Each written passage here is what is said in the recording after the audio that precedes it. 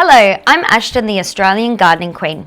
Here we're in my lounge room with one of my favourite pets, my Australian green tree frog. As you can see, they're quite active. They breathe through their skin, so it's really important not to handle them too much. They're an ornamental pet. They're just beautiful, they change colour. I've got 3, so a mother, a father and a baby. To own one of these guys, you need to have a basic wildlife license. You can do this online.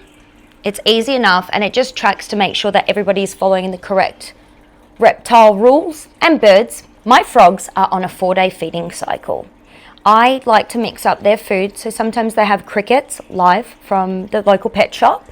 Other times they have a mealworm, which I am able to keep in the fridge so that, because they seem to last quite a long time, that's what their diet consists of.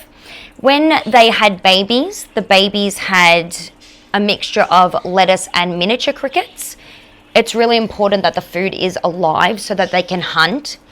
And although my adults are quite lazy because they associate me with feeding, they jump on me, they know that I'm here to feed them, I really try and keep the food away from them to give them a little bit of a hunt. They're territorial. So this is a big enough tank for 2. There's the little baby in there as well. I've got everyone jumping out here. So I was lucky enough to be gifted 2 of these frogs. I got my license when I worked with someone on a Bronnie Lane production, and she got me into frogs and I just absolutely loved them. I saw hers and they had bred. So when frogs lay eggs, they turn into tadpoles. They lay about 200 of them because only 2% of them survive. Especially in the wild, you've got fish and other predators, but the adults actually eat their own babies too. And then the tadpoles, as they grow, they'll eat their own.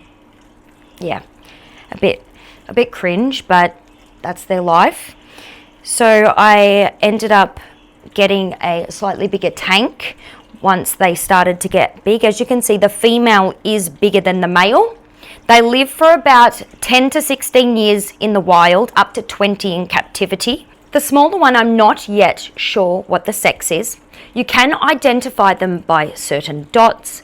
He's still got a few spots coming through. I'm just assuming it's a male because his name's Rhubarb, and he's a little bit more thin at the back. The female is actually a lot larger. My male's jumped back in the tank, but you will be able to see she is quite more plump considering that they're the same age. I've had them for about 5 years. So they're about 5 years old, and Rhubarb here is about a year. So it's important to remember that the green tree frog is from Queensland. So my tank is inspired by the Daintree tree forest where you'll predominantly find them. I think the biggest thing to remember when getting a tank is they are territorial, so they're like us. They've got their own little spot. However, everything loves a little bit more room, so that's why we've got this big tank here. Because they breathe through their skin, it is really important that you're mindful what plants you use. So for me, I have experienced a lot of plant death, and I've had to have a lot of plants on rotation because they do love to jump. They are nocturnal, and around at night they're womp, womp, womp, bang, bang, bang, making noise. It's a party house in here, it's a rave. And I really do find that putting little plants in there, they just get rolled on and crushed. So I'll take them out, swap them around different tanks and try and heal them a bit before putting them back in. I've found that this star fern, for example, has a really thick leaf. This one has lasted 2 years. I've had this since it was a little baby. It's had to been taken out a few times because it wasn't as big as it is now. But they love sleeping in that, and it carries their weight, especially for the big mama. Orchids are also another plant that you can have in there. It's a big leaf. They will break the flowers, so sometimes that can be a little bit disappointing.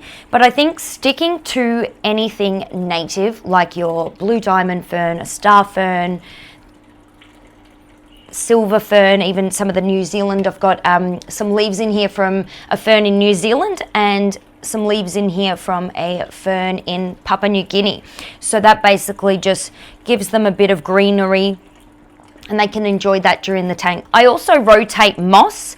I don't have moss in here at the moment because they rolled in it and squished it. So that's in the sick bay room at the moment.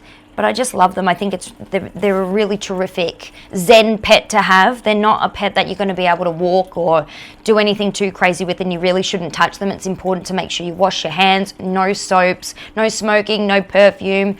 I won't have any candles in this area, no smells or anything. I've got birds as well, so I don't typically have that sort of thing up this end of the house. So these are my frogs. Thank you for joining me. I'm so happy to be able to share them. Love a bit of show and tell. If you want to see some more of my pets, like my birds, I've got cockatiels, budgies, and I'm also a beekeeper with 2 hives. Like and subscribe if you'd like to see more.